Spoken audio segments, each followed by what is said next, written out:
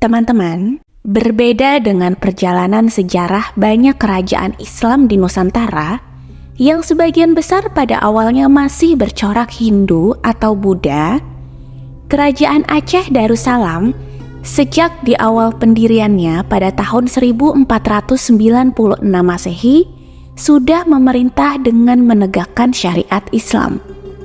Meskipun demikian, siapa yang menyangka bahwa kerajaan yang sangat bercorak Islam ini justru tercatat pernah memiliki beberapa sultanah, yaitu gelar kepemimpinan untuk ratu dari sebuah kerajaan Islam.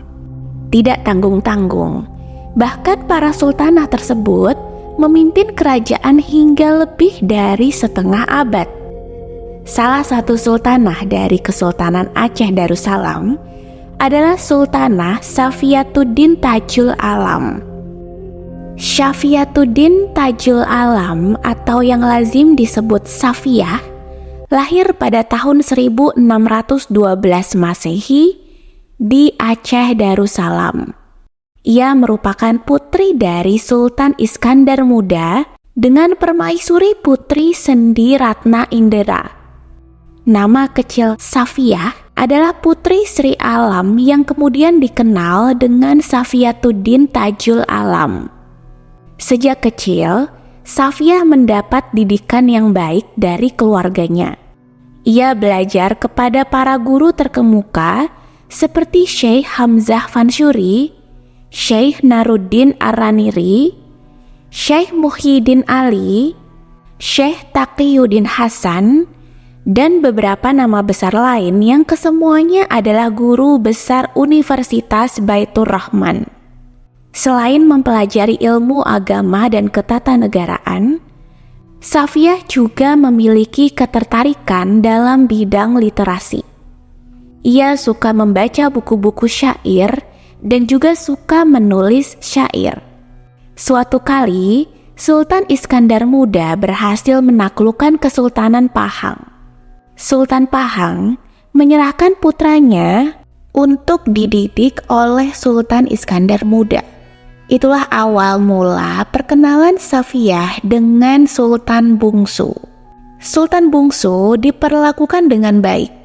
Sebagaimana Safiyah, ia mendapat didikan dari guru-guru yang sama dengan Safiyah. Nama Sultan Bungsu lantas diganti dengan nama Iskandar Tsani. Kelak, Iskandar Tsani akan menikah dengan Safiyah dan juga menjadi salah satu sultan di kerajaan Aceh Darussalam.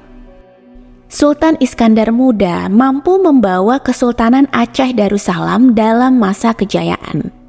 Ia seorang penguasa yang dicintai oleh rakyatnya. Pada tahun 1636 Masehi, Sultan Iskandar Muda akhirnya meninggal dunia. Tentu saja, kepergiannya meninggalkan duka yang mendalam bagi seluruh keluarga besar dan rakyat Aceh Darussalam kala itu.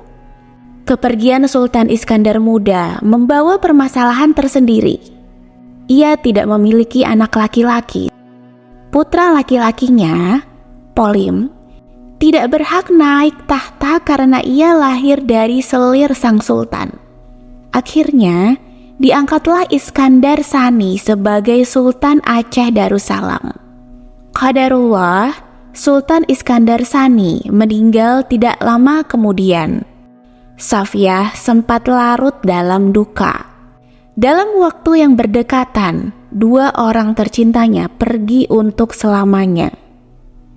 Tidak hanya itu, negerinya pun dilanda permasalahan lagi terkait siapakah pengganti Sultan Iskandar Tsani. Satu-satunya orang yang dianggap tepat menduduki posisi itu adalah Safiyah. Namun di sisi lain, sesuai dengan syariat Islam, seorang perempuan tidak lazim menjadi seorang pemimpin, apalagi pemimpin sebuah kerajaan. Pertentangan antar para ulama besar sempat terjadi terkait dengan hal tersebut.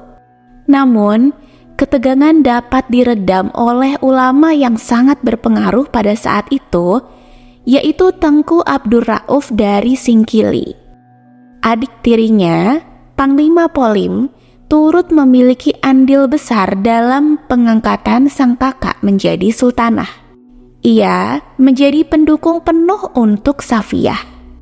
Selain itu, Safiyah memang memiliki semua kapasitas yang diperlukan oleh seorang sultan. Safiyah adalah seorang yang berpendidikan, berpengetahuan agama yang bagus, serta memiliki akhlak yang patut dicontoh. Ia juga memiliki ilmu ketatanegaraan yang patut untuk diakui. Safiyah terbiasa menyaksikan bagaimana pemerintah dijalankan oleh almarhum ayahnya. Ia juga sempat mendampingi almarhum suaminya selama memerintah kerajaan Aceh Darussalam. Jadilah karena itu, Safiyatuddin dinobatkan sebagai Sultanah Aceh Darussalam. Sultanah Safiyah berhasil membuktikan kecakapannya dalam memimpin negara. Kemampuannya tidak berbeda dengan pemimpin laki-laki. Bahkan, beragam kemajuan berhasil didapatkan dalam masa kepemimpinannya. Beberapa kemajuan tersebut adalah yang pertama, berkembangnya literasi dengan pesat. Sultanah Safiyah merupakan seorang kutu buku. Maka, hal itu ia tularkan kepada rakyatnya agar taraf pendidikan mereka meningkat. Pada masa pemerintahannya, para ulama mendapat wadah untuk menuliskan karya. Puluhan kitab pun lahir termasuk terjemahan Al-Quran dalam bahasa Melayu untuk pertama kalinya. Kedua, dalam bidang ekonomi, Sultanah membuat terobosan baru. Ia menetapkan cukai bagi pedagang asing yang melakukan bisnis di Aceh. Pada zamannya, ditemukan pula tambang emas di Aceh sehingga kemakmuran rakyat pun menjadi meningkat. Ketiga, dalam bidang partisipasi perempuan, perjuangan Sultanah Safiyah sungguh luar biasa.